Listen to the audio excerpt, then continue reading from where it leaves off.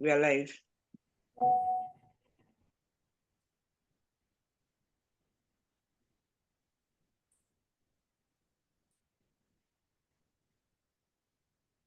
So good morning, everyone, and welcome to one of the latest series of the Nigerian Economic Summit Group pre-summit activity. My name's Akut Stephen, and I'll be anchoring this pre-summit event. And I have with me the team from the NESG and also experts in the field that will be discussing experts in logistics and supply chain management, both drawn from within Nigeria and internationally. Our topic today will be building Nigeria's soft infrastructure for competitiveness. And we have 5 members of panels that will be answering questions around this topic, but more importantly, they will be looking at it from their own unique perspective across their sphere of practice in the field of logistics and supply chain management. So with that introduction, I would welcome everyone that is joining us virtually, wherever you are. We have about 2 hours together sharing this space, and I hope that you will find this time rewarding, also enlightening and educationally useful for all of us. So with that, I say thank you all and welcome to this webinar.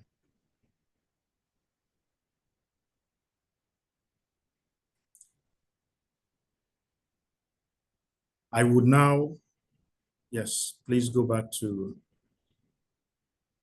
the agenda.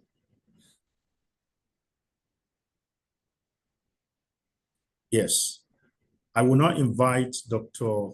Ogbonna Uchenna, the Executive Director of the NS Shonikor Center within the NESG, to give us a welcome address. Dr. Ogbonna. Thank you very much. Thank you. Moderator, I'm glad to be here. I'll be presenting the welcome address for this event. I'll start by taking through the protocols, heads of ministries, departments, agencies, captains of industries, heads of associations, communities. Ladies and gentlemen, I welcome you all to this event. On behalf of the board and management of the Nigerian Economic Summit Group, I'm delighted to welcome our distinguished and erudite panelists and our highly esteemed participants to this pre-summit event titled Building Nigeria's Soft Infrastructure for Competitiveness. This is hosted by the Trade, Investment, and Competitiveness Policy Commission of the Nigerian Economic Summit Group. This is one of the pre-summit events of the 31st Nigerian Economic Summit, termed NEST 31, jointly organized by the Nigeria Economic Summit Group, that's NESG, and the Federal Ministry of Budget and Economic Planning. The NEST 31 pre-summit events are geared towards engaging stakeholders in a series of virtual conversations and sessions in the weeks leading to the 31st Nigerian Economic Summit, scheduled to hold from October 6th to 8th, 2025. If you have not registered, kindly register or visit https://one.nestgroup.org. I believe the Google share is also showing on most of our backdrops. We are here to discuss critical issues around Nigeria's infrastructure and supply chain systems for competitiveness.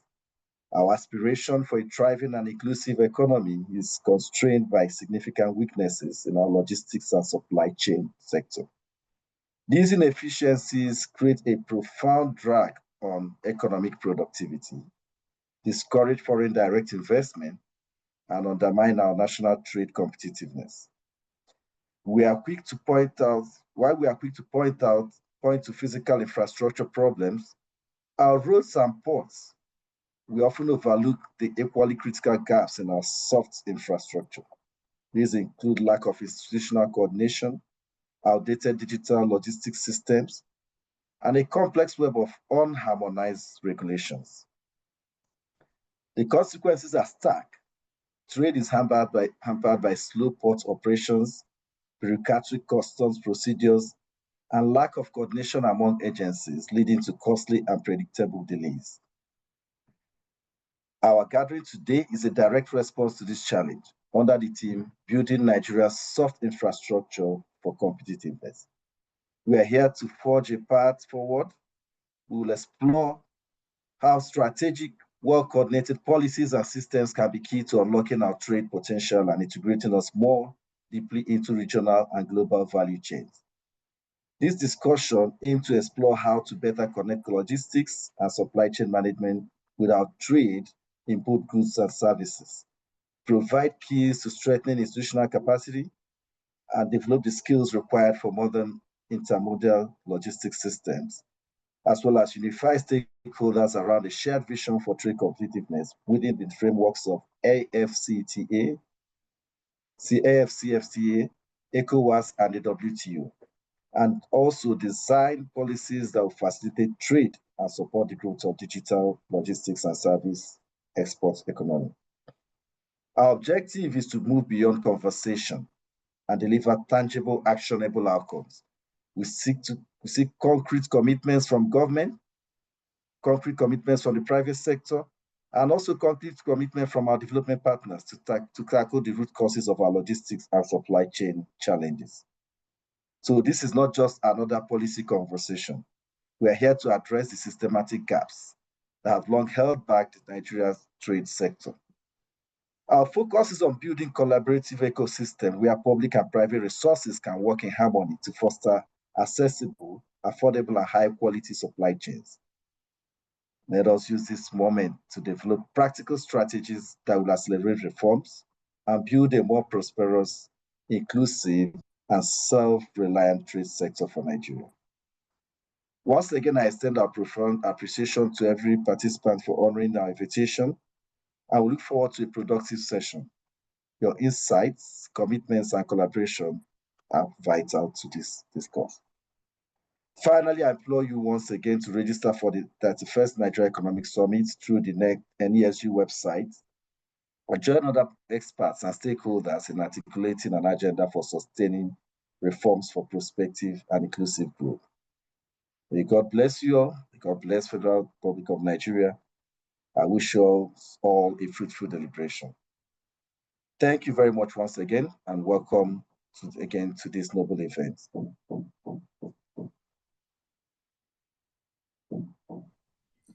Thank you so much, Dr. Ogbonna, for giving us that welcome remark and for setting the tone for this webinar and panel series, which we'll be discussing about this important topic of soft infrastructure for competitiveness.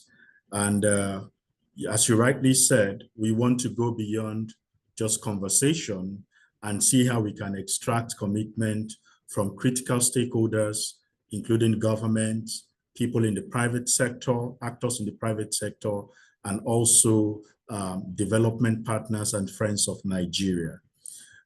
You are right when you said that when we see problems, economic problems in Nigeria, we express them in terms of the hard infrastructure deficits. Our ports are not working, our roads are bad, our connection system, internet connectivity are poor. All of these are all running behind the soft infrastructure, which is something that most of the times are invisible. And at the core of these is people's skills, people's capacity to collaborate, people's willingness and attitude to collaborate, but also people's skills to harness the power of modern technology to deliver good.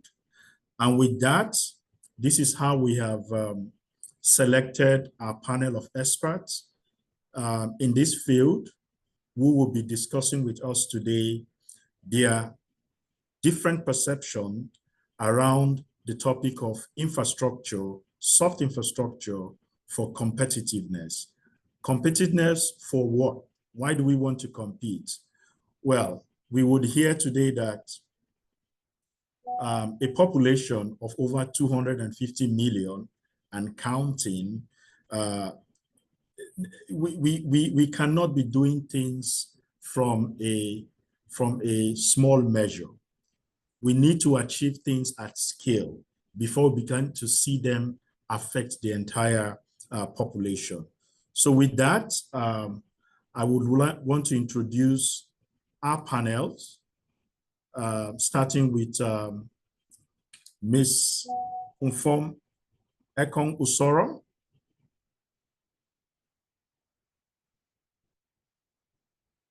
If you can share the screen, please. Thank you. Ms. Ekong Usoro is the president of the Chartered Institute of Logistics and Transport here in Nigeria and serves in the governing board of this international body and also the International Maritime Institute. She's a member of the Nigerian Body of Ventures and she chairs the International Ministerial Committee that finalized the draft for the National Transport Policy and leads Akwa Ibom State Technical Committee for Ibom Deep Sea Port and Industrial City Development. She's also the managing partner of Paul Usoro & Co., and a leading Nigerian law firm and author of International Trade and Carriage of Goods by Sea, 2025. That's Ms. Umfom Usoro. She's the first female Secretary General of the Abuja MOU on Port State Control and pioneer female DG and CEO of NIMASA. She holds an LLM in Maritime Law from University College London, an LLB from Buckingham, and a BL from the Nigerian Law School, and a BSc in Sociology from University of Calabar. She has held key maritime law drafting and received honor from Cote d'Ivoire, Togo, and Akwa Ibom State, Nigeria. Welcome, Ms. Usoro, and good to have you as part of our panelists. Shall we have the next panel member? Thank you so much. Yes. And our next panel member is no other person than Dr. Obiora Madu. He's a leading expert in supply chain management and logistics with over 36 years experience in the import, export trade, custom maritime logistics and transport. He's the founder and executive chair of Multimix Academy, which provide professional training in logistics, supply chain, and global trade. Additionally, he served as the DG of the African Center for Supply Chain.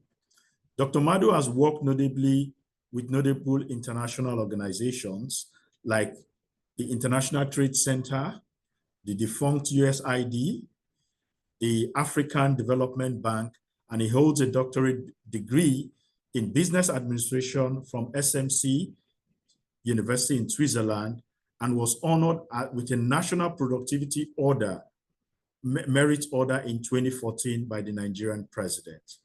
Dr. Madu is recognized for advancing supply chain education, updating curricula in Nigeria to meet global standard. He has authored several books on logistics and international trade and covers key concepts on export, import, logistics, warehouse management. His effort has significantly shaped and professionalized logistics and supply chain management across Africa. Dr. Madu, you're welcome to this panel, and it's a privilege to have you in our midst.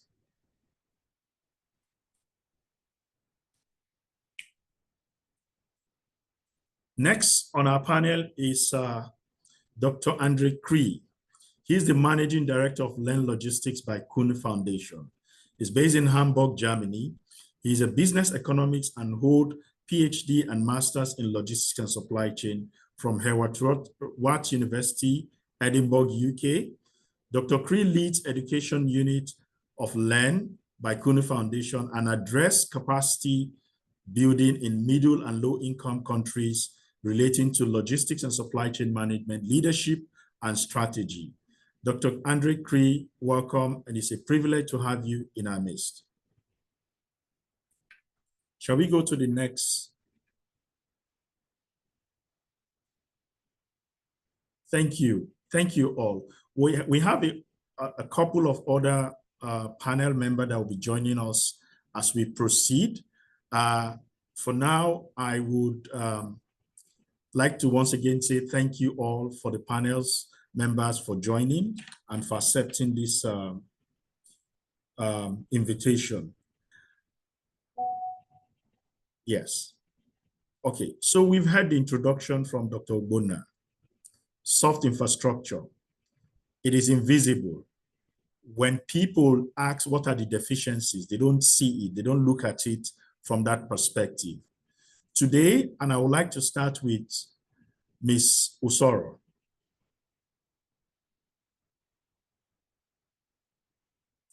So, from your experience, both in practice and also as someone that is leading one of the foremost professional training body in the field of logistics and supply chain management, what would you say are those pressing practical skill gap that you have seen within the Nigerian logistics space that are affecting businesses today in a negative way?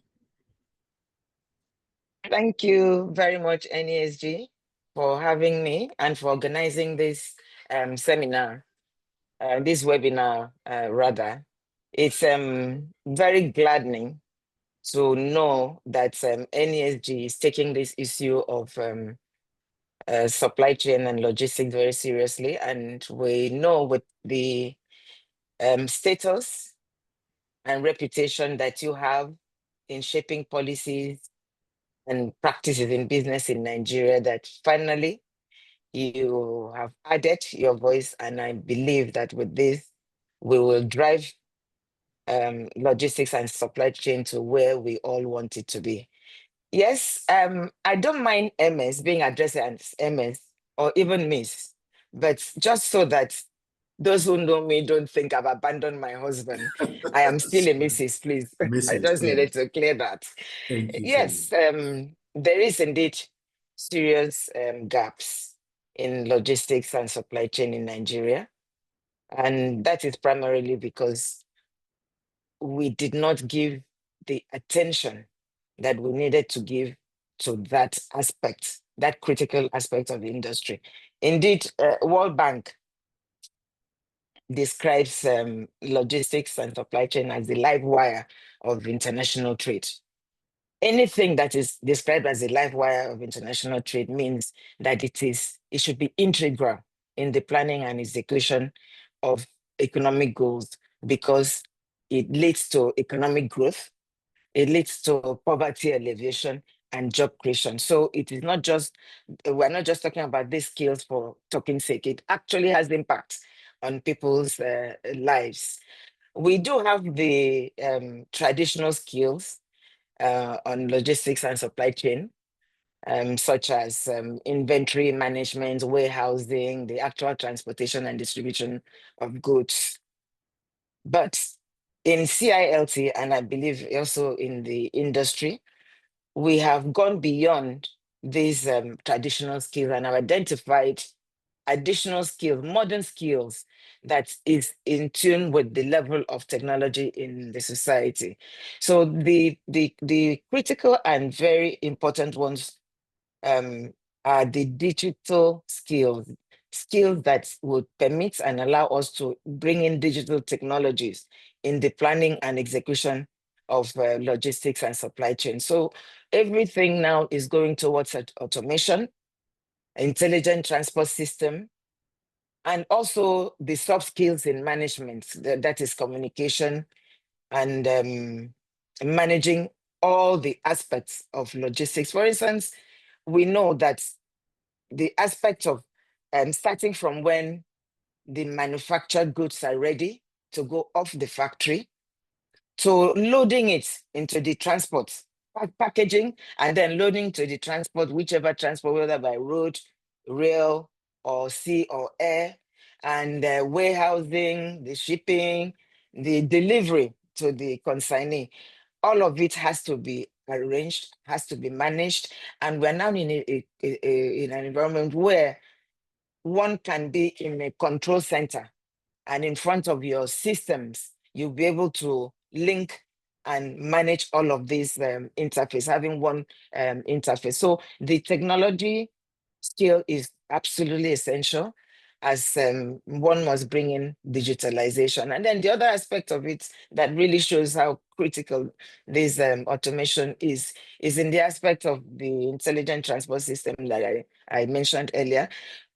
Its application and having the service platforms itself. This requires the interface between government as the regulator and business, and also us, the users, and covers stuff like traffic management, road planning, and law enforcement, emergency response, pre-warning that there's something happening in front, there's an accident or there's a natural disaster, vehicle schedules, accidents, real-time alarms, commercial database, geotechnical information and the mapping system, accurate traffic information service, all of this, parking guidance, and it applies to all modes of transportation.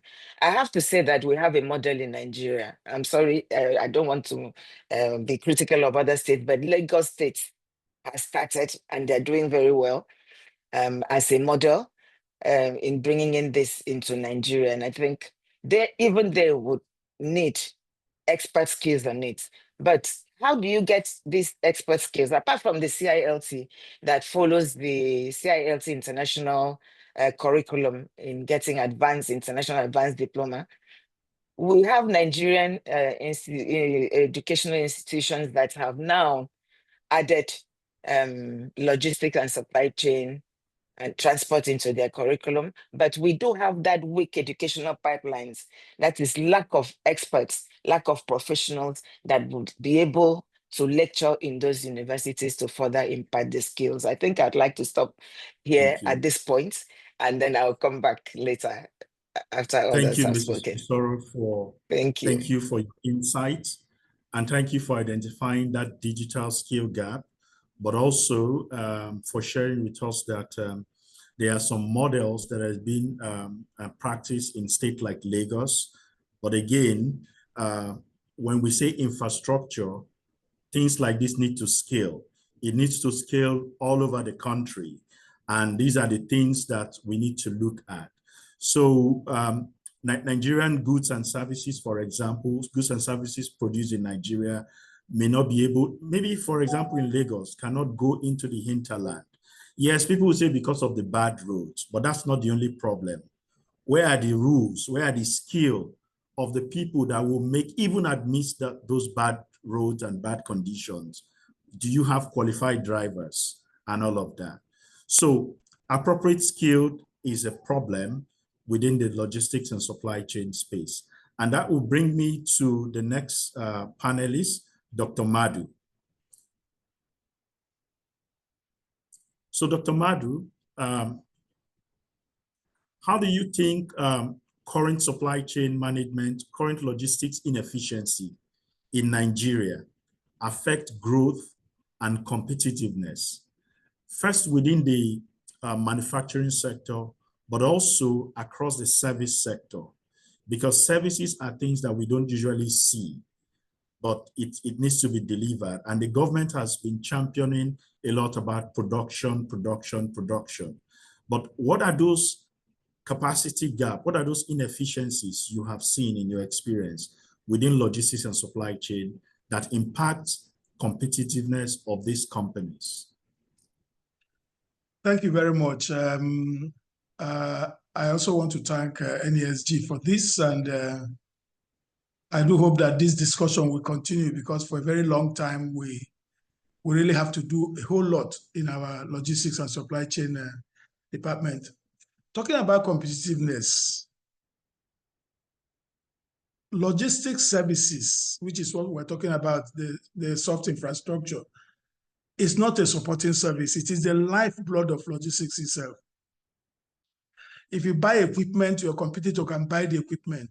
The people and the system and the methods that you run, he might not be able to apply it. I want to look at it from the point of view of the World Bank Logistics Performance Index. Everything that is there has something to do with, there are 6 pillars. You are looking at ease of accessibility into the port. It has to do with congestion at the entrance. It has to do with police blocking the road and a lot of other things. Then it has to do with logistics infrastructure. First, the hard, which is port infrastructure. I'm not going there because that's not what we're discussing. But then there is also the soft infrastructure, which they refer to in their report as the logistics, quality of logistics service. Then you have timeliness. You have track and trace. You also have ease of bringing things in and taking it out. If you take a look at everything that we have mentioned, you find out that they are people-driven. For a very long time, logistics managers do their job. They know what they're doing, but they probably will not be able to tell you why it has to be done one way or the other. So talking about the skills, we're looking at every supply chain. For every supply chain to do well, you're talking about optimization. Right now, every company is measuring something. Some are measuring the right things, some are measuring the wrong things. Measuring the right things means knowing it, having the skills within the organization to do so. Then once you have skilled people, then you have resilience. Then, of course, reliability of the company. So the issue about competitiveness is that it's not all about the hard infrastructure, just like you mentioned earlier. The driver that is delivering the product. A lot has happened, like Mrs. Osoro said. Right now, the deliveries were slow and the rest of them until people like Kobo 360 and others came in and the rest of them, where bills can be returned electronically. So you know immediately that you have, so adopting technology has also improved things. We're not competitive as a nation, and we need to watch it, particularly as we are going into after. The soft infrastructure, a guy once said that he can dig his water, he can build his road, but that the biggest challenge he has in Nigeria is to find the right people. These right people they're talking about is skills.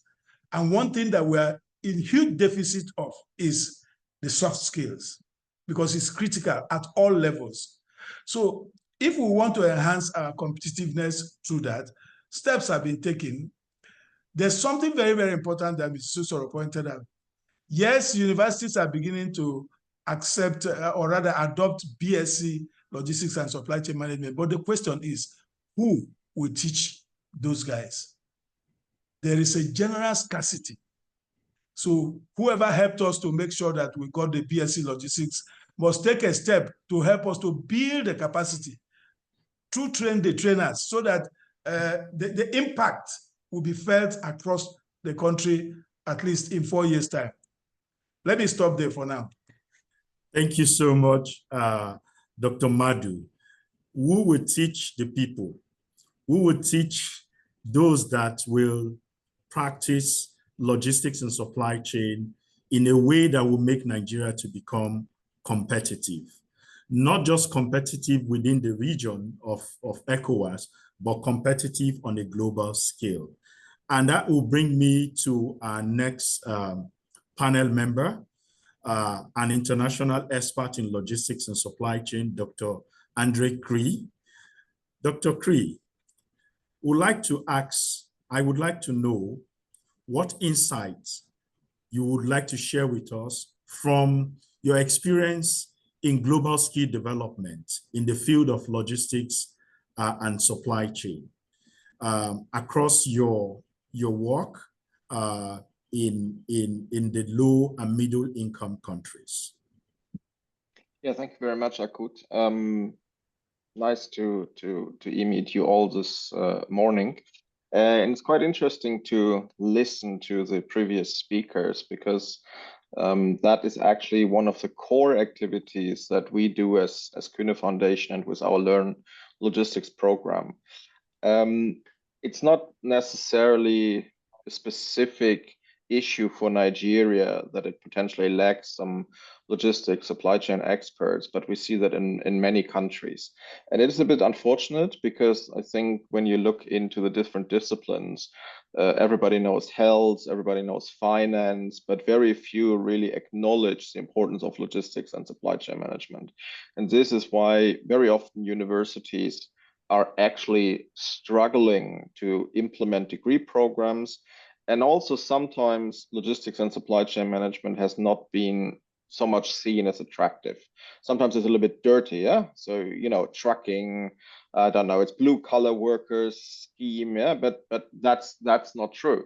So logistics supply chain management is a big competitive advantage today if you do that right. And we in our Learn program, we currently operate in 8 countries on the African continent. In West Africa, besides Nigeria, it's also Ghana, and then we have many East African countries. And so what we see is, number one, it's a weakest link principle. So it doesn't help if we only have the university professors and academics, but you know, if you have a strategy, you also need to have supporters, the drivers that understand the cold chain principle, so that they don't make a break and do not, let's say, cut the cold chain. So we are very much interested in supporting the education from trainings level to higher academia. So we talk about bachelor's, master's, PhD programs. And unfortunately, I have to say, Nigeria has a bit of a speciality that all the other countries do not have, and that also hold us back when it came to the rollout of a bachelor in logistics and supply chain management. So number one, from a foreigner's perspective, it is very bizarre to see that a country of 250 million people has not had a bachelor in logistics and supply chain management, so that's unknown.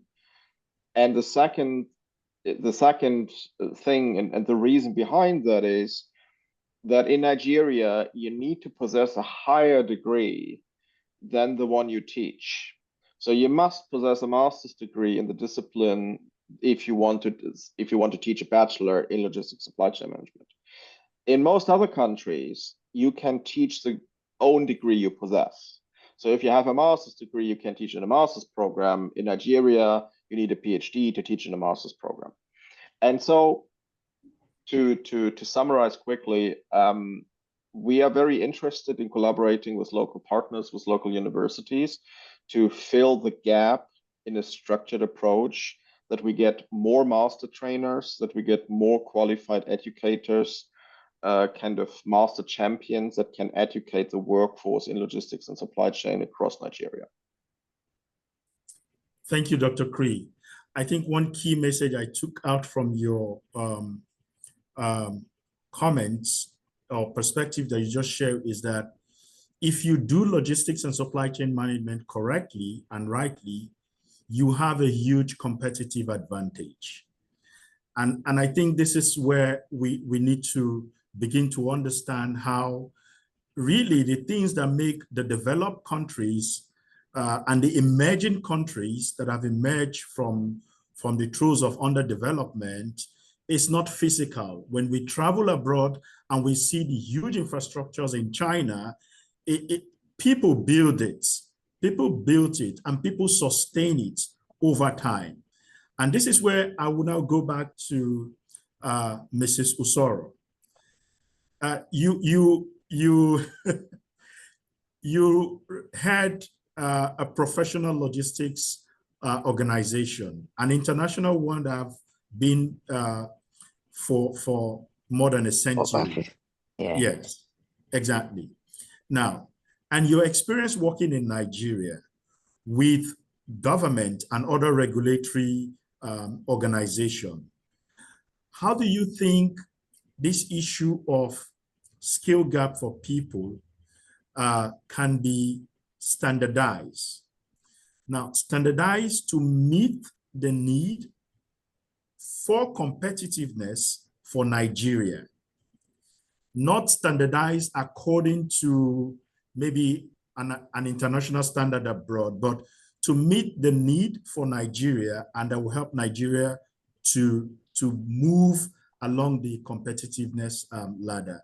So what are those opportunities to work together with regulatory bodies, and I mean governments, across all the government institutions and professional association as yours, to develop logistics and supply chain standards? Thank you. Thank you very much. That's an important issue that you have just raised.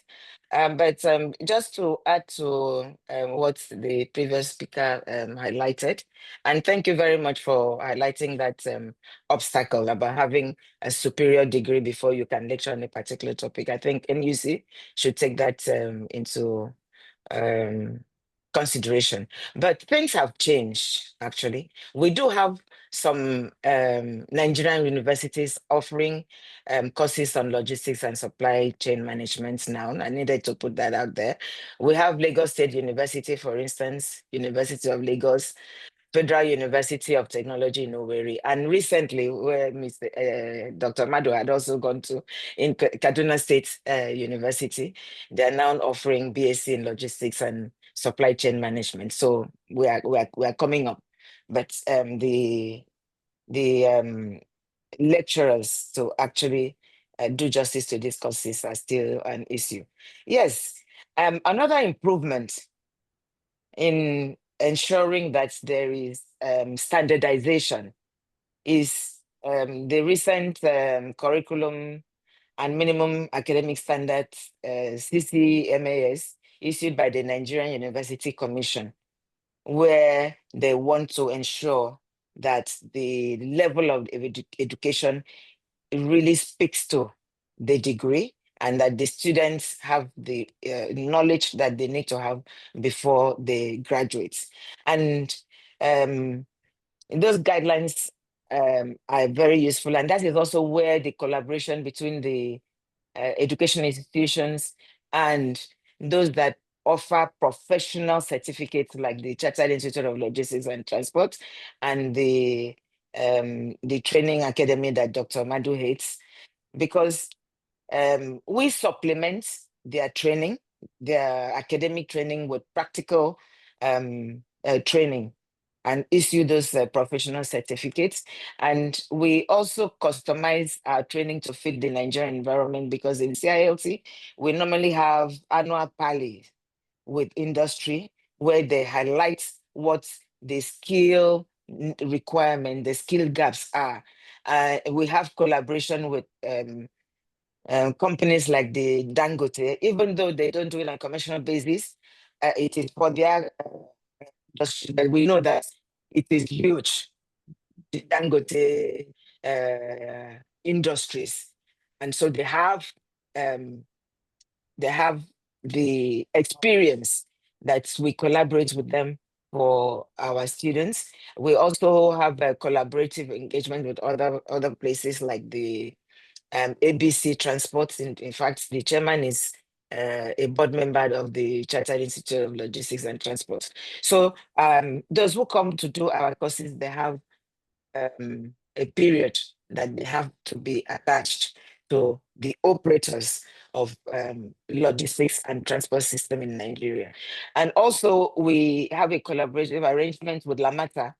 I have to commend Lagos State for allowing an expert to stay on the job for sufficiently long so that we can see the incremental improvements. And that is Engineer Bimbola Akinajo, that is Lamata. We work with them. We also collaborate with MDS. You know, MDS is, I think, the oldest logistics and supply chain establishment in Nigeria. It's a division of the UAC. And I'm emotionally attached to it because my father worked there up to being a regional manager. So I love logistics, supply chain generally. So these are the areas that training institutes interface with educational academic institutions, because we offer the vocational training, and also interface with the industry so that we can continuously redesign the project. In fact, our Dr. Ogochukwu Ogboma, who is a lecturer in Lagos State University on logistics and supply chain, she's in the CILT International Panel on review of curriculum. So we have to consistently refresh and update so that we are in tune with the industry needs. Thank you. Thank you, Mrs. Osoro. Thank you for sharing this important feedback for where you as professional bodies are collaborating with government and also educational institution. But one thing needs to be clear is, even from your examples, you've mentioned like pockets of examples of collaborative activities within the country of a scale of 200 million plus.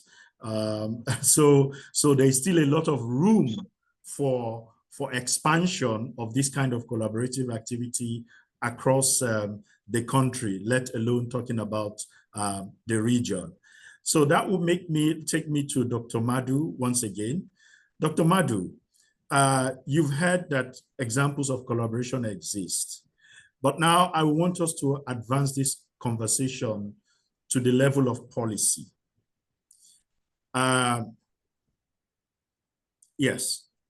So what kind of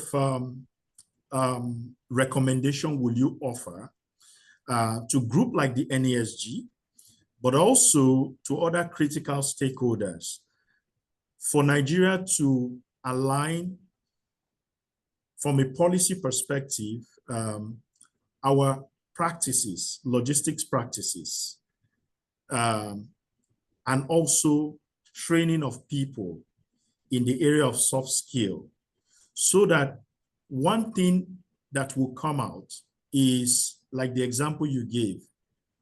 How do you get the man that can dig his well, get his water and all of that, but he's looking for people? So if you find yourself in Côte d'Ivoire, for example, in Abidjan, and you're looking for a mechanic, right? You can be sure that you can order a Nigerian mechanic and that service will be delivered to you. So what kind of policy recommendation would you offer for regional alignment, especially in the area of people moving across the country to offer services, but also within the region? Thank you very much, Steve. It's actually a very strong area for me. I'm interested. First of all, let me congratulate the ministry and the government on the approval of the land transport policy, even though it has taken close to 15 years to achieve, but we have achieved it all the same. I think it's actually more than that. Okay, so Yeah. what I'm trying, you know what it looks like? There was a time NITEL sent people to India to study about a particular equipment. By the time they came back after 2 years, that equipment had expired. It was no longer in use. So I'm saying so because at the time that the world is going integration, these modal approaches will not help us. We're talking about intermodality and multimodality, and that is actually, these are methods that if you apply, you will reduce cost. Because one of the biggest challenge in this country, Nigeria, is the cost of doing the business. And this lack of collaboration, I have a challenge with public sector people, because the word collaboration doesn't seem to be in their dictionary. I've told them publicly that it does appear as if they are competing for popularity. Nobody is putting the country together. Take a look at what is happening at the ports, what it takes an average ship to berth and discharge and carry goods in Nigeria and what it is elsewhere. So why would anybody want to do business? We are geographically positioned to be a hub for Central and West Africa in logistics. We lost it. So coming back to what you say. We need to, first of all, work towards integration. And that is one thing I'm begging all the associations and institutes and the rest of them to come together so that we can speak with one voice. If we speak with one voice, thank God for NESG. So if we're all shouting together with NESG, I'm sure government is going to listen. Then talking about the policies in training wise, we are always talking about MSc, BSc. What of the vocational side of this logistics and supply chain management? I'll give you an example. There is stores management in the curriculum of WAEC. No secondary school does it in Nigeria. Offers it, correct. Offers it. So, because what it means is that a young student coming from SS3 who has done stores management can easily walk into a warehouse and start a career and grow from there. So this too much emphasis on university education is affecting us. Vocational education needs to come in. I mean, we have what TVET, they call it, and all that. We need to take it down to that level. And then also find some incentives, because I've seen someone tell someone, okay, your child failed to get to the university. Can he go to the Polytechnic? And he said, God forbid, as if to say that going to Polytechnic is a shame or a crime. So we must create incentives for the vocational aspect so that we can take the training down from, so that, because shop floor people are, a lot of challenges happen with the shop floor people, not just the managers of logistics and supply chain management. Thank you. Thank you so much, Prof. Madu. And I think it's a common trend where we say, we see the problem with skill, and we think that usually skills are offered at university level alone. But really, and what we've seen in practice, you see people spend 4 years in a 4-year degree. If you're lucky, there are no strikes, correct? And then you come out, you do 1 year NYSC. If you are lucky, you get a job, you will enter into a graduate training program. And that graduate training program is where the companies and the businesses now have to reskill you for the service that you're going to offer to them. Usually it takes between 1.5 and 2 years to do that.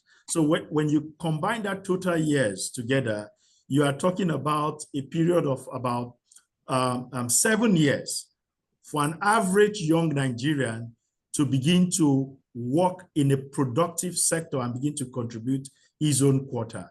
Is that a way to compete? Is that the way to move forward? Well, I will move now to Dr. Cree. Dr. Cree, if you can, please share with us some examples of maybe global or national framework for assessing skills,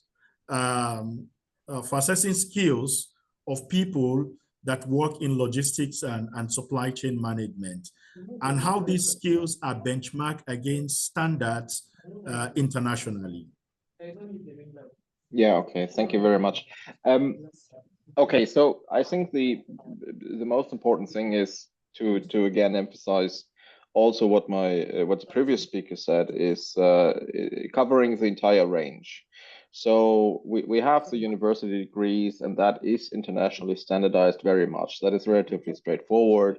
We have the degrees, a bachelor, master, PhD. When it comes to the vocational training parts, that is a little bit tricky, because that is where there are a lot of difference between the country's interests and the country's needs.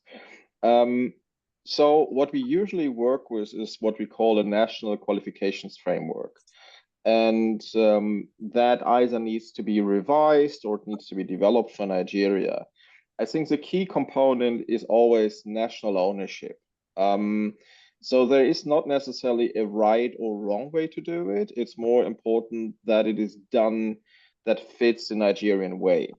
So what we've seen, for example, in the European Union is that every country in Europe has its own ideas about the national framework, but it is harmonized. So we can match the different levels against each other. When we talk about East Africa, what we see is that the Tanzanians do it a little bit differently than the Ethiopians, and that's perfectly fine. So what I'm saying is, at the university level, it is very much internationally harmonized.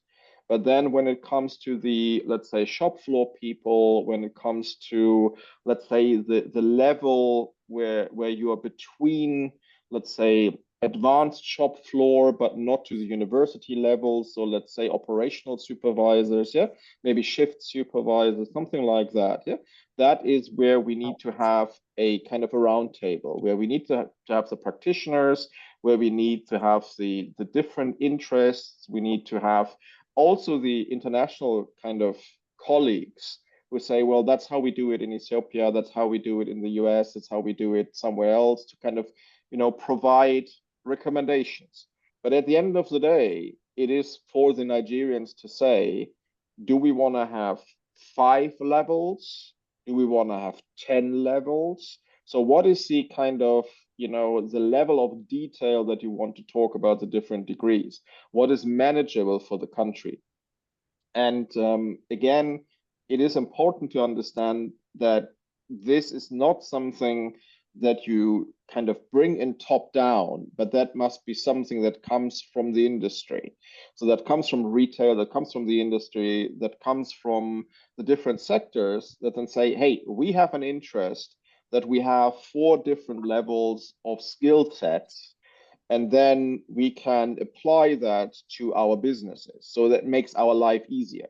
We have an idea what we shall pay them. We have an idea how they're qualified, yeah, and we can compare them.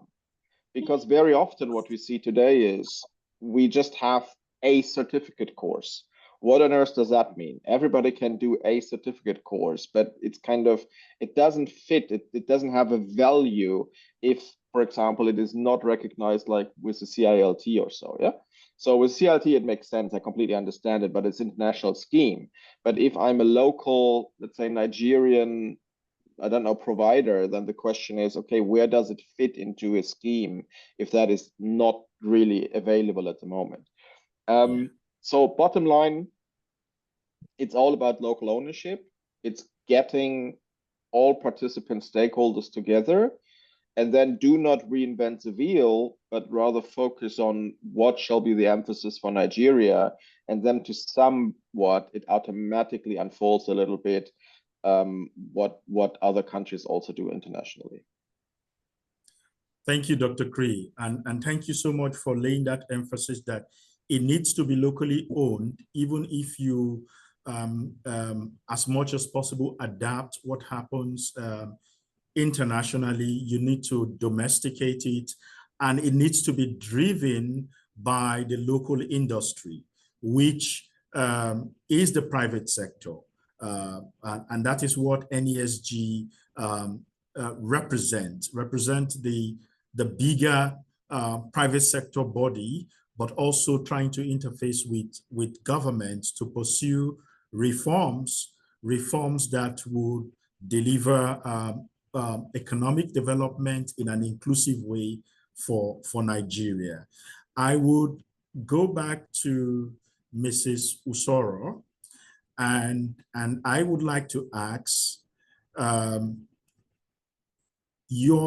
professional registered within your body, the bigger body, CILT, both internationally and Nigeria, apart from what currently happens and what you've shared with us, how do you think we can improve that collaboration effectiveness for them to inform policy formulation? Policy that would be coherent, policy that will be implementable, and policy that would address these issues of infrastructure, soft infrastructure gap we have just started discussing. I want to take your mind to the drama and the marching order that Mr. President just gave on the implementation of the national single window. I'm sure you know that the national single window idea has been like forever. And almost when we thought implementation has started, in 2023, it was pushed aside. And now again, the new marching order is that by Q1 of 2026, we hope the national single window would become operational. But what are your members, professional members, doing, or what can they do better or more to improve policy formulation? Yes, thank you so much with that question. And you have quite an insight on where the ground lies.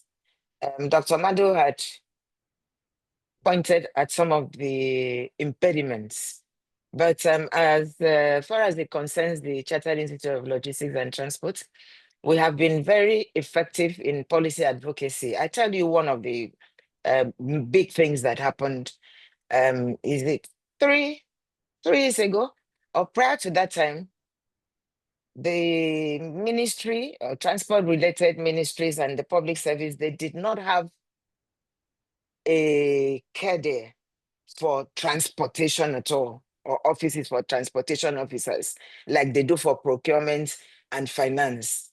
About 3 years ago, for the first time in Nigeria, the public service introduced and have implemented the transport officer cadre and also the technical officer transport cadre, and they have it from level 8 to up to level 17, and being director transport. That was an advocacy that CILT had carried on for several years, and it's a positive thing.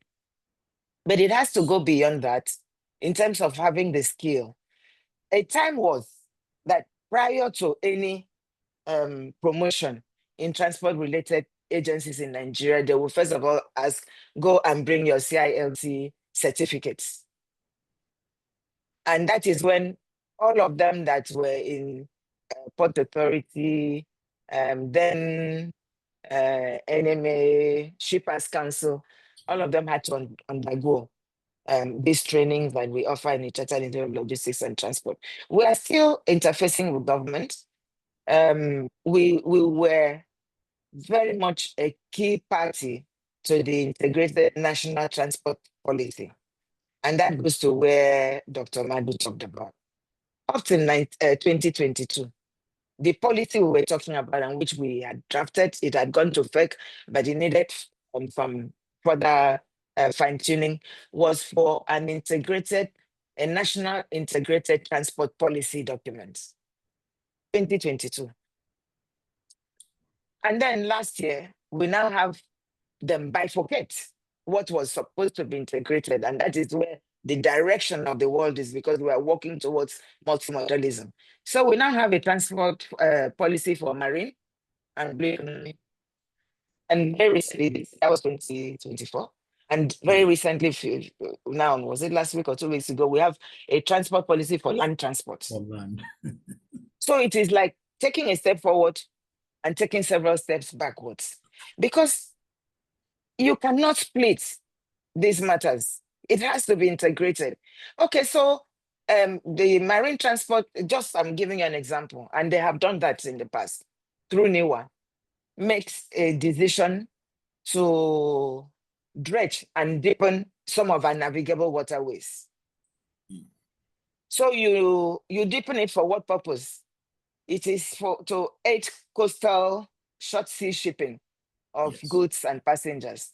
So sometimes they go as far as constructing pontoons, which is a terminal for barges and for ferries.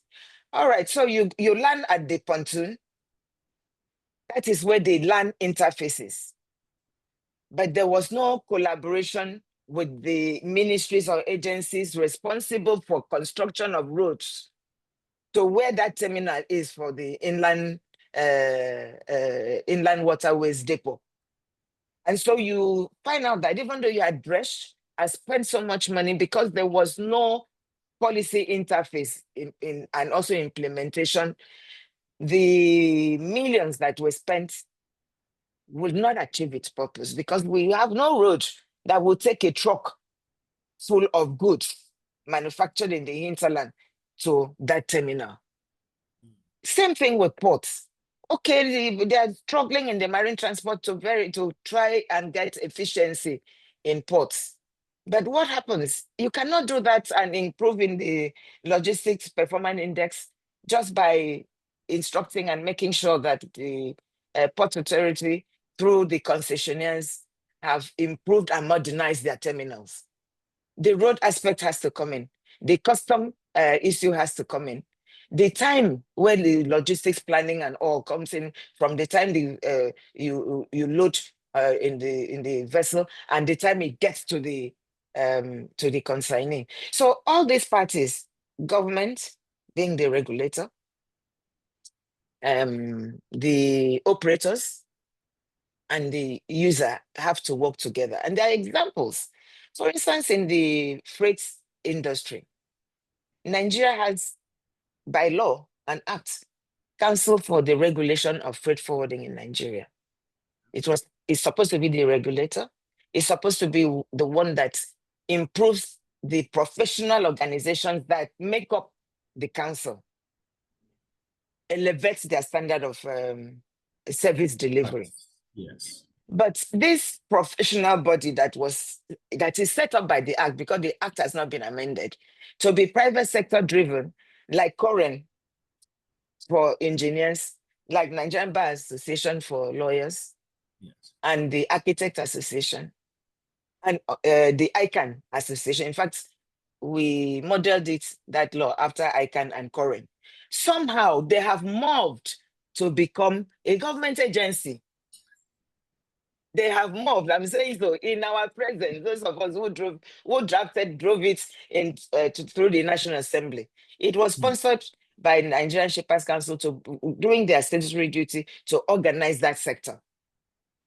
So you have a kind of capture by the whatever, and it's not a government agency, and therefore not able to produce the panel pinner. In fact, we use that example as the goal. Not able to produce an MDS, not able to produce a GIG, what they are doing now, which is intermodal supply chain and logistics. So there is knowledge, expertise. There is sometimes progress in the terms of policy enactment and attempt to implement, but then it gets truncated midway before you arrive at the goal because of several things, including bringing in people to head who do not have the industry knowledge and so do not know where we are at the point that they are appointed. Have you reached the discussion on policy? You know, I have something else that is different from you on the policy aspect. I will get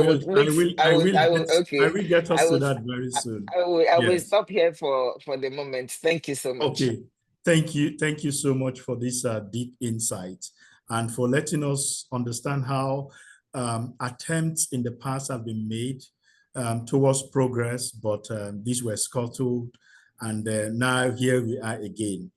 But for me, the message here is that what if we scale? So one of the in your comment, Mr. Susoro, you said we are about doing implementation of a fantastic policy idea. Then people that are not qualified will be brought in. And that is an opportunity I see we have been missing over time. Because what if we live in an era whereby everybody understands the concept and the precept of how important logistics is to the national economy? Just like what Professor Obiora was saying, even from secondary school level, people begin to understand that without logistics, Nigeria cannot compete. I mean, it's period. There's nothing to add after that. Because it means that we have a huge population that needs to be educated, that needs to be trained, that needs to be enlightened on how powerful this concept of logistics is towards societal development and progress. Okay, that will bring me to Dr. Cree, if you are there with us. you've had the conversation that Mrs. Usoro and Dr. Obiora has provided, has shared with us. You are a friend of Nigeria, an international development partner, working in the space of logistics and supply chain capacity development. So beside sending us your euros and your dollars and your money, yes, what else can organization like yours do to support Nigeria to move its capacity towards development trajectory, especially within this field of logistics and supply chain? So outside funding, what else can your organization offer to Nigeria? Yeah, well, thank you very much. I just would like to clarify that it's not my personal money that I usually spend. Yeah, so don't get me wrong. I'm not. I'd like to spend somebody else's money usually in Nigeria, like in other countries, just to put that on the record. Yeah, Yes. so that we have a very gracious donor and some other good companies. Well, I mean, a lot of stuff that we do is international networking. Yeah, so I think it's quite important that also for Nigeria that we need to think sometimes a little bit larger.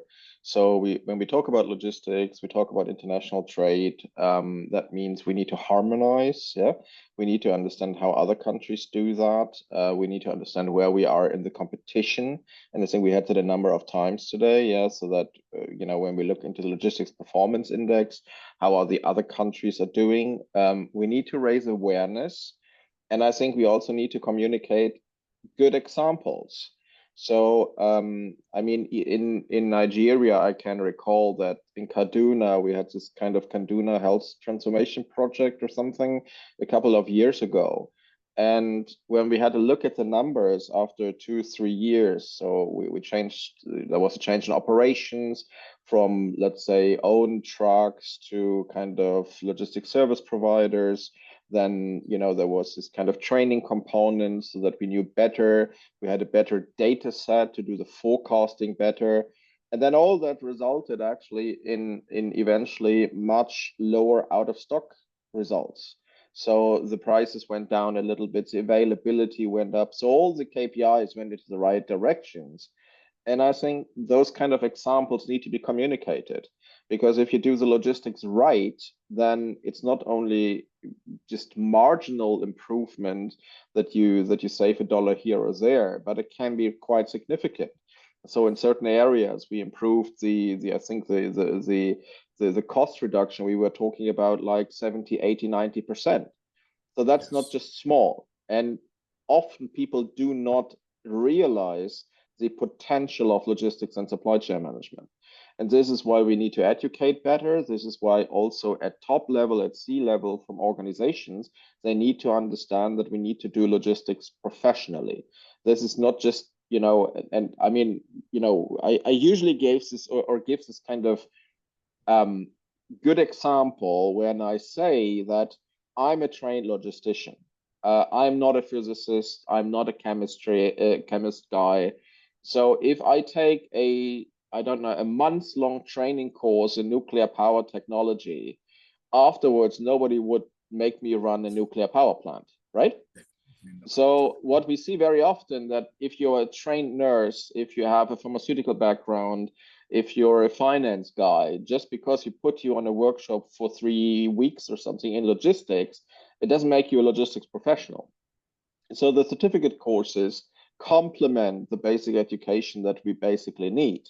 And we need to, besides the money, we need to raise this awareness that logistics is a profession.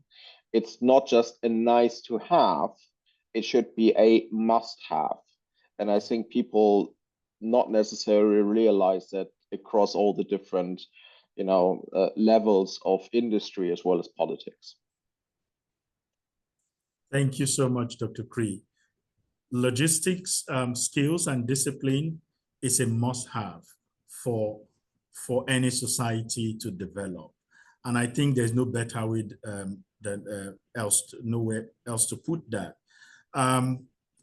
Dr. Madu, I would come to you now. This is a must-have.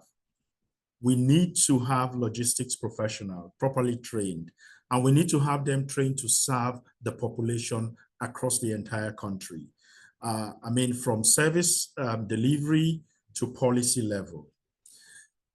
What would you say would be important measure or KPIs, indicators, key performance indicators for bodies like, for example, NESG, but also governments and other regional bodies we can use to assess if our soft infrastructure now in this field of logistics and supply chain is moving in the direction it's supposed to move?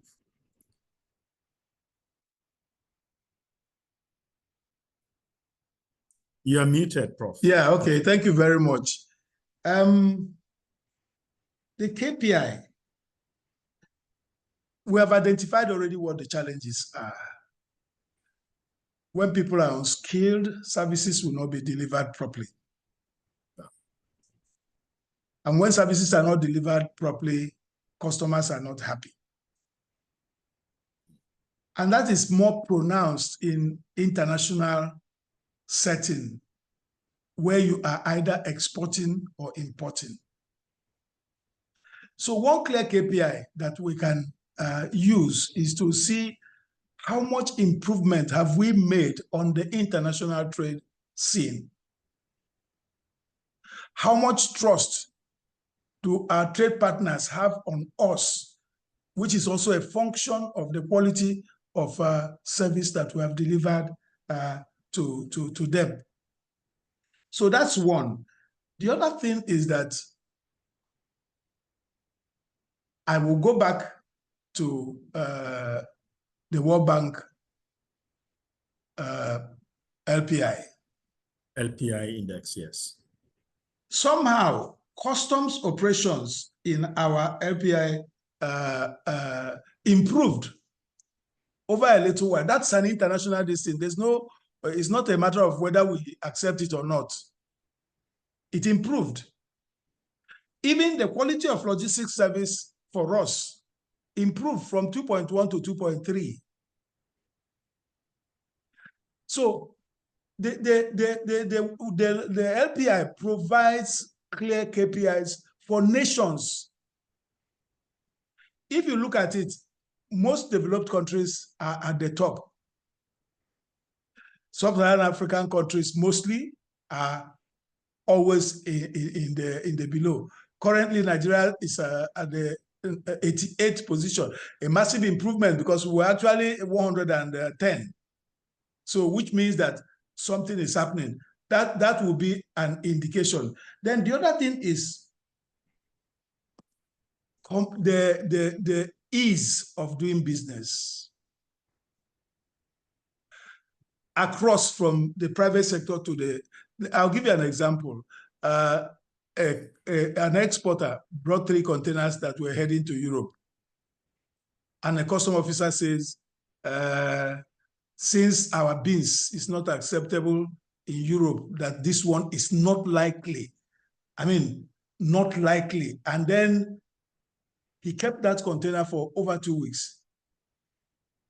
It took an intervention from NEPC to, so it also, the ability of customs to see themselves as trade facilitators. Of course, that also entails skills.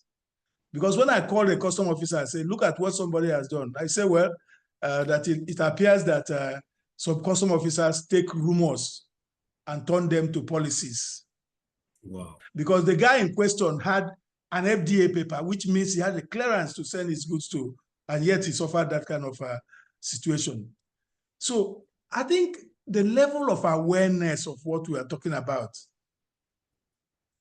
is low. Do people who make policies understand that without logistics and supply chain management, that we are going nowhere and that we can never achieve competitiveness? And if they don't, tell me, I have difficulty understanding how we are going to navigate. So what do? I'll suggest NESG following up after this. Get those policymakers together, sit them down for experts to come and talk to them so that they realize. Because if someone doesn't see anything as important, I don't see why he should be wasting his time. I think that is the biggest chunk of what we need to do. Convey this awareness, provide them support where it is needed. Then on the skill development side, we need to go to vocational. And then even at the university level, there is something that I am aware that Learn Logistics is doing to the undergraduates of the universities they are supporting. What happens to the rest of the people? There are so many other universities that are offering logistics and supply chain management. You can't place them side by side with these other kids when the time is there. So would you have achieved as a nation that the skills you need for the competitiveness, just like you mentioned earlier, that when Mrs. Usoro spoke, you said, okay, that's buckets of example out of 200 and something million people. Yeah. So I think this question of bringing awareness and the urgency to the public sector where policies are made is very, very important, and we need to do something about it. Thank you so much. May I just go quickly ahead, add? Dr. Cree. Go ahead. I 100% agree with everything that you've just said. It is, however, also important that whoever is responsible in whatever function in Nigeria is then also understanding that it requires some financial investment, right?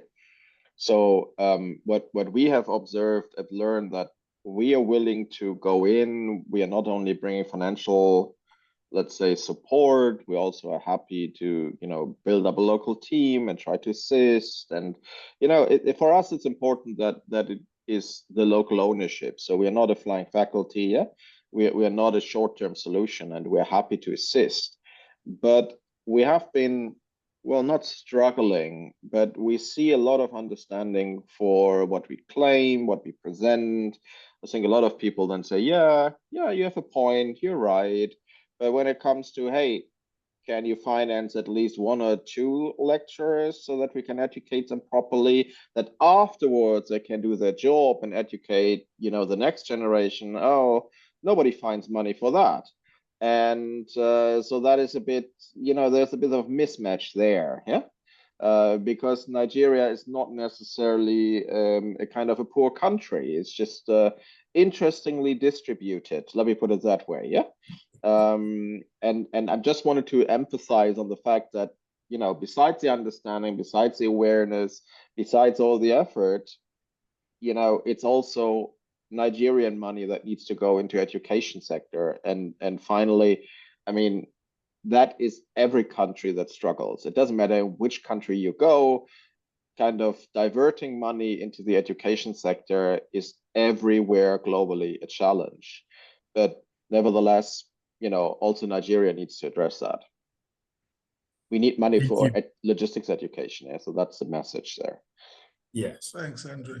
Thank you, Andre, and thank you, Dr. Madu, for those important perspectives.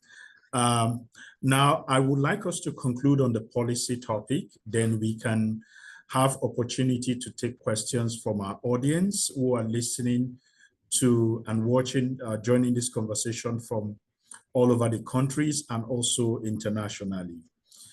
So my first question the last question on policy would go to Mrs. Usoro, but also I would like each of the panel members to take a go at this question. So do you think, Mrs. Usoro, a dedicated national policy on logistics is important for Nigeria? And if it is, or if it is not, what kind of framework would we need to bring all the important reforms that we're beginning to see in this government, in this administration now, in a coordinated fashion that will promote competitiveness for Nigeria? That is a $1 million issue. And if we solve it, we will I really don't have be, that. I wish I have it. we will be a developed country, not just developing status forever. Intrinsic in your question is the answer. The problem is not about having a dedicated national policy for logistics and supply chain. Remember, we're talking about multimodalism.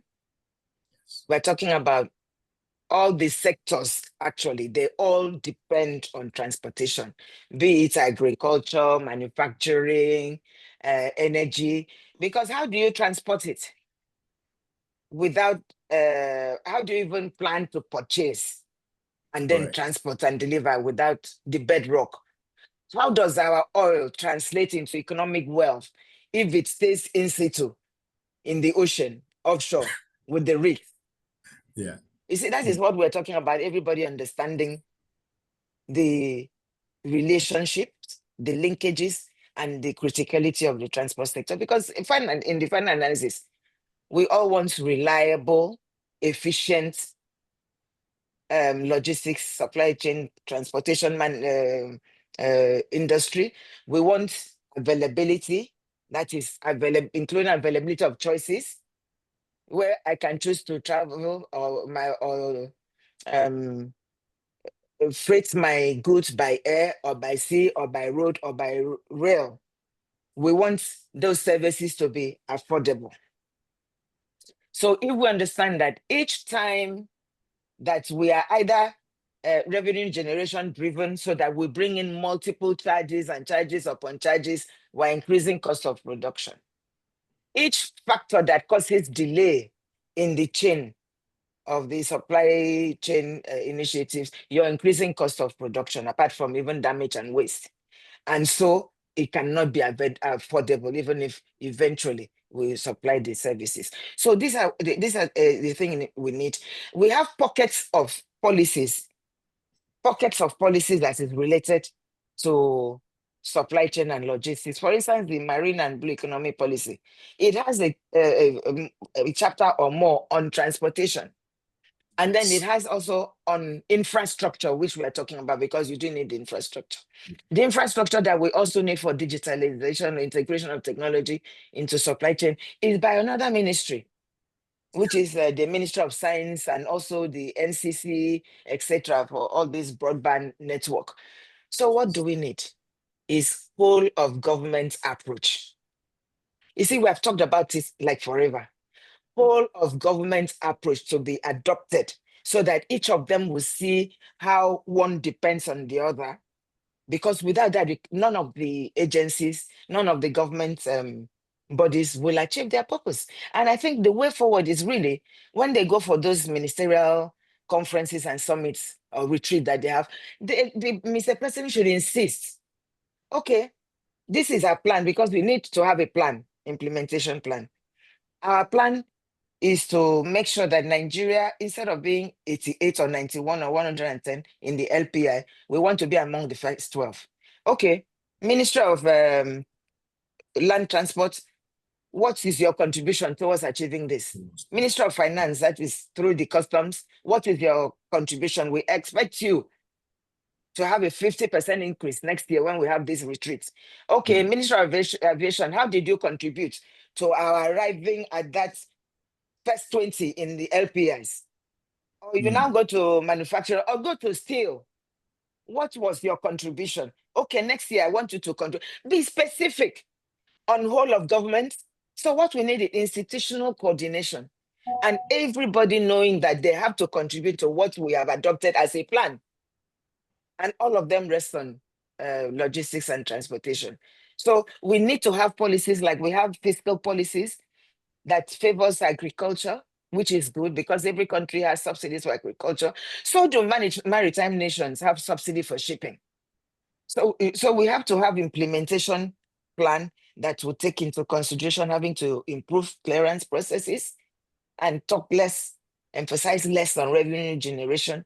We have to policies and implementation plan for investing in infrastructure, for making the environment friendly for private sector to invest, bringing in again Ministry of Finance and the CBN on the fiscal incentives that they will offer to these sectors. With that, and again, of course, talking about energy efficiency, we're now talking about blue economy, we're talking about green economy.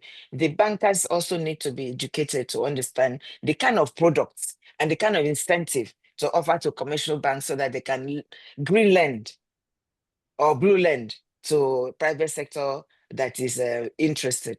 I may not speak again, but I also need to remind the audience that one of the things that we're doing now in collaboration with education institutions is that they register their students with CILT to undergo the professional training according to our curriculum. So by the time they finish the courses, they have both the degree and the CILT professional courses.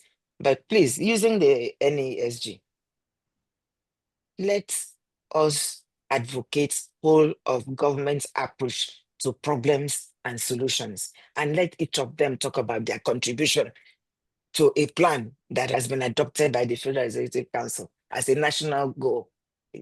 Thank you so much. Thank you so much, Mrs. Usoro. I mean, I would share a personal experience I had early this year when I was being onboarded into the NESG group.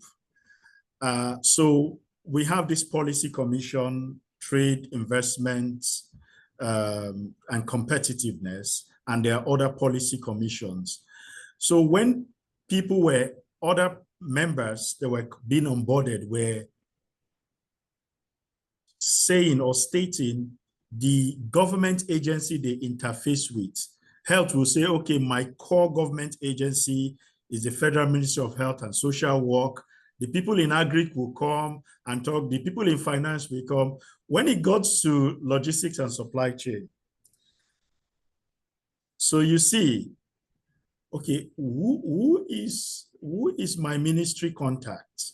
Who shall I go to in government, federal government, to say, if I go to aviation, what will the guy in transport say? If I go to finance, because custom is within finance, what will FIRS say? So you put it spot on, right? We need a whole of government. And this is where I will now bring Dr. Madu. Dr. Madu, what is your take on a dedicated national policy on logistics and supply chain that will be coherent and that will make, as you taught us in supply chain, the sum of the parts cannot be equal to the whole, right? So how can we make the whole work for Nigeria? Thank you. Well, Mrs. Usoro has a government experience, and I think she has poured quite a lot of it, but I'll look at it from other angles. In crafting an integrated national logistics policy, which, of course, let me emphasize that everybody knows that oil and gas, manufacturing, agriculture, retail, everything is moved by logistics. Everything is moved by logistics. So until we appreciate that, then talking about this, you will have a craft out a multimodal policy. I'll give you an example. If you go to El Jabel Free Zone, the cargo airport is not too far away. The seaport is not too far away. The container terminal is not too far away. So that the ship berths, before you close your eyes and open it, you are looking for the containers. They are no longer there. They move to the container terminal. Same thing happens with this thing. You see, because a lot of things that happen in port congestion is not really as a result of the port, because port connectivity to hinterland is very critical, which is of course why we have created dry port here and dry port there. How efficient they are is a different ballgame.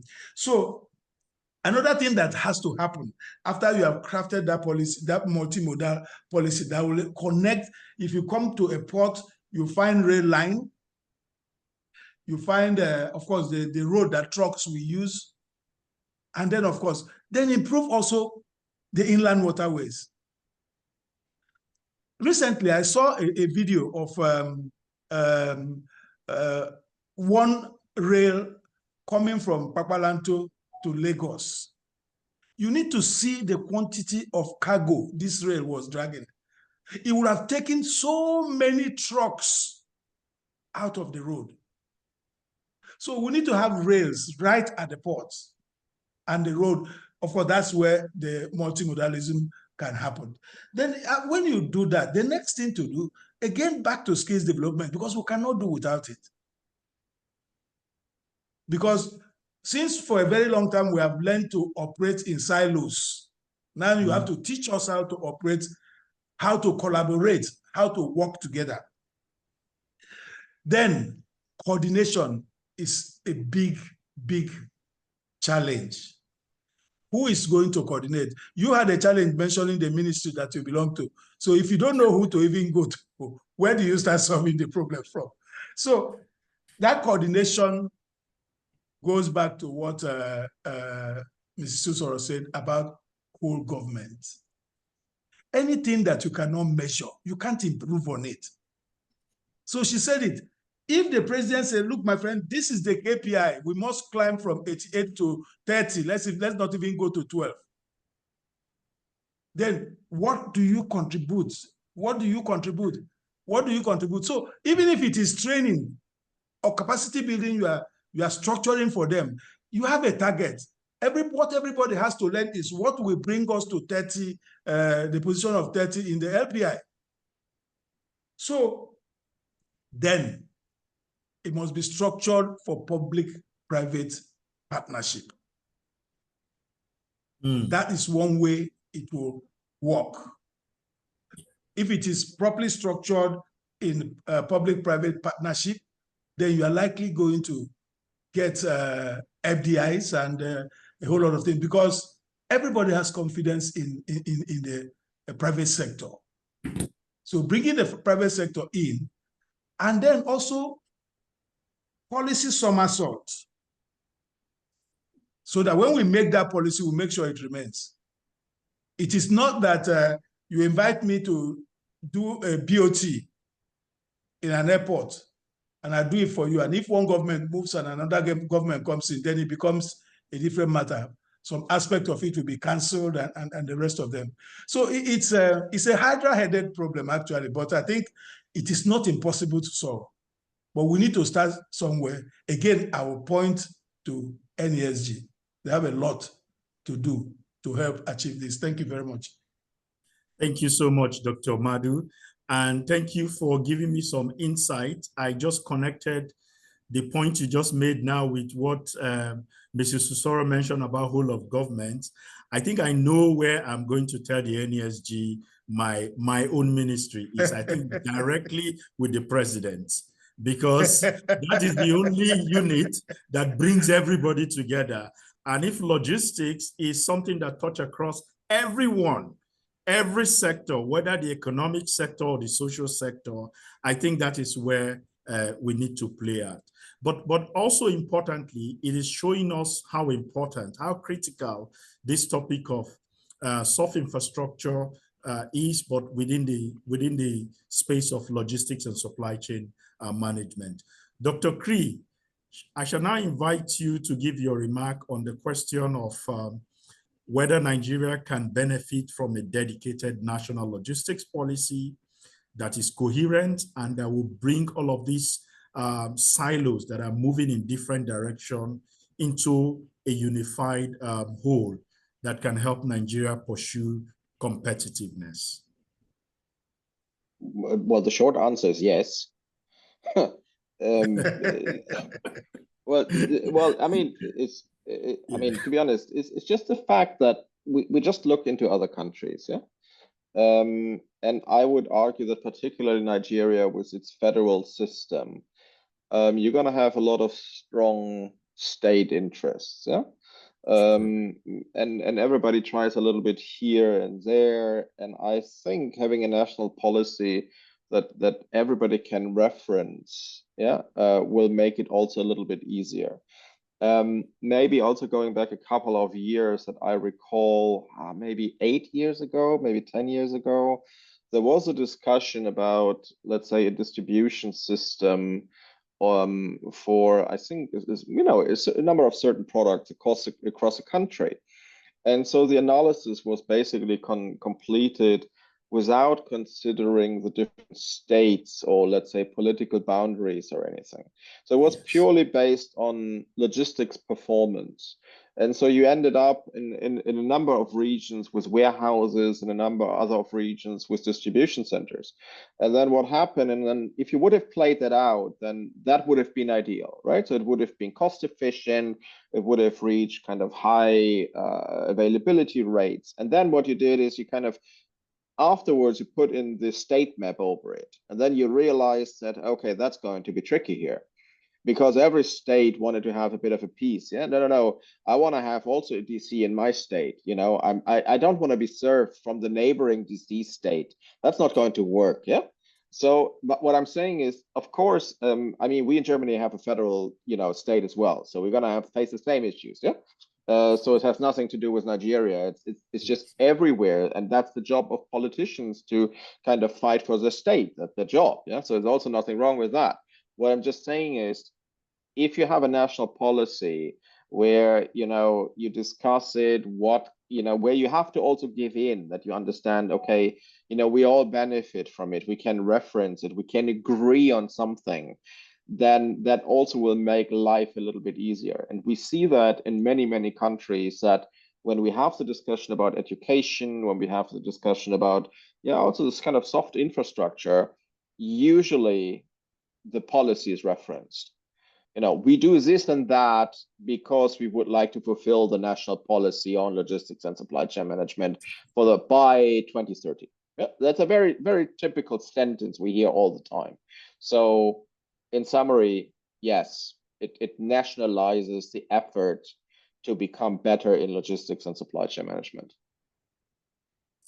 Thank you so much. Thank you all for adding your voice and your expertise on this question on policy, and also on the earlier question I've asked about your experience in building Nigeria's infrastructure for soft infrastructure for competitiveness. So we have a lot of people that join us virtually on this webinar, and we've given them opportunities to raise a question or two to our panelists. Some of these questions are also part of the questions you've already answered, just to tell us that it resonates well with people that have joined us on this call today. So I would once again want to say thank you to all our panel members. Thank you, Mrs. Usoro. Thank you for sharing your insight and for contributing your beats in this webinar series. Thank you, Dr. Cree, for sharing your experience and also the work you are doing here in Nigeria and as well with other African nations. Dr. Madu, you have been an evangelist of logistics and supply chain management. The hope is that you will not be the only lonely voice in the wilderness, not anymore. I think the team at NESG have done a fantastic job in bringing all of us together to have this important conversation. One of the things that came up when we started this webinar is that we don't want to make this just a one-off conversation and topic, that we just have this conversation and we go away and we wait maybe till the next summit in NEST 32, yes, and start talking about something similar to this. But as Dr. Ogbonna said in his opening remark, we need to begin to galvanize all of this into some form of structure. One of the things that have come out from this conversation today is, for me, as a takeaway, is that logistics require a whole of government approach at the highest level. We need to begin to put KPIs that will hold everyone that contributes to this whole of government effort accountable, so that we can see individual contributions towards achieving that reference standard. But also important is that really we will not go anywhere in terms of development if we don't invest, in the skill of our young people. And the investment we need is investment at scale. We are not looking at investment that will happen in 1 or 2 or 3 couple of states, but investment that needs to go across the country at scale. And for me, what better platform to have this conversation if it is not the NESG platform? And with that, I would use the next couple of minutes to invite one of our member in the Logistics and Supply Chain NESG group, Dr. Alaba Olumuyiwa, to help us organize all our thoughts today together. And I hope that he will be able to capture what we have shared today with your expertise, and we see a way going forward with this. Dr. Olumuyiwa Alaba, you have the floor now, and thank you for joining us.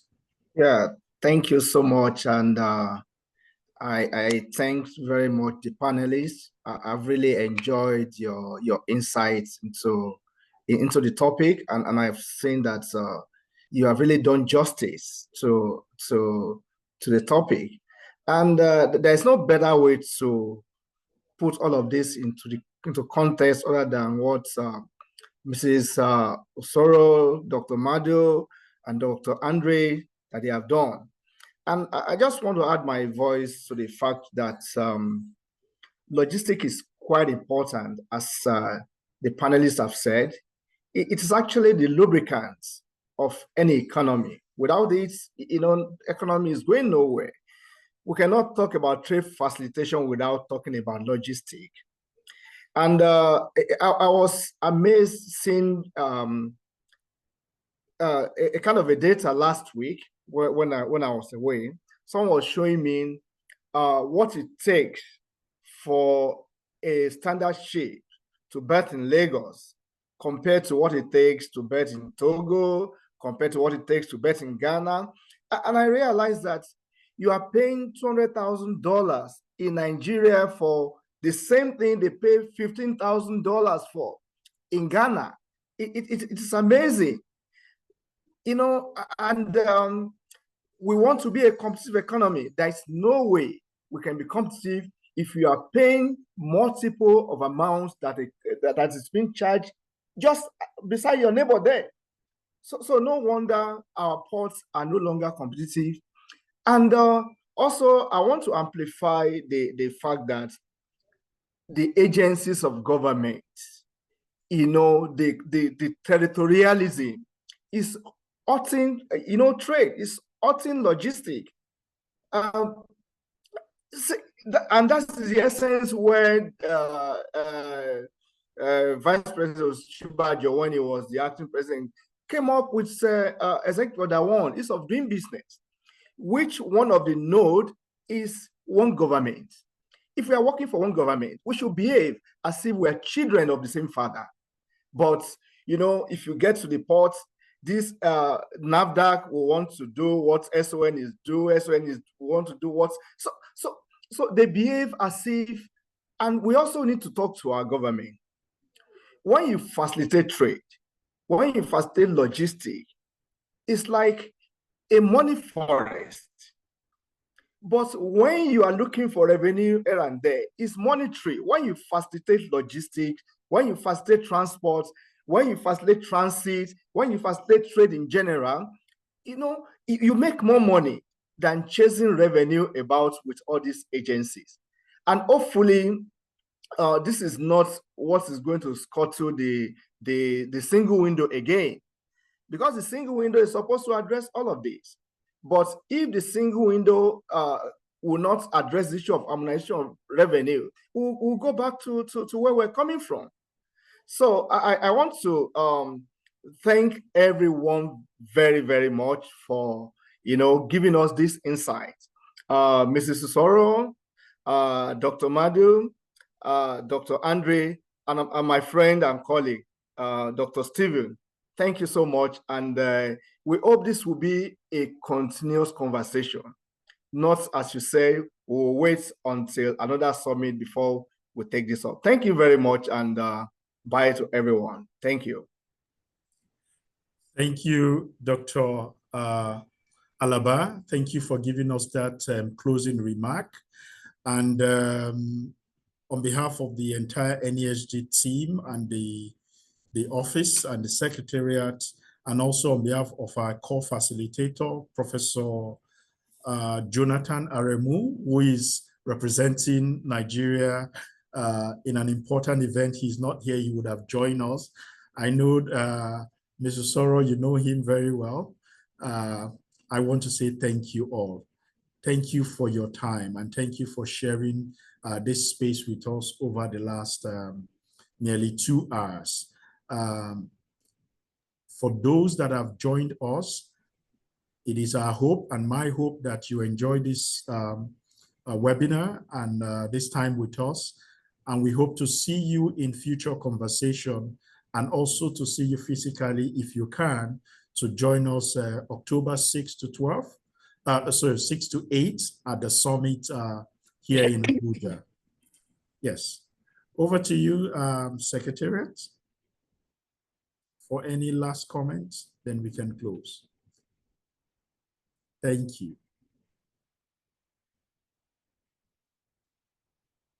Thank you so much, everyone. We've come to the end of today's pre-summit event. Bye for now. Bye. Thank you. Bye. Thank you. Thank Bye-bye. you. Thank you so much. Thank you. Thank you Bye. for Thank you, listening. everyone. Bye. Thank you. Thank you.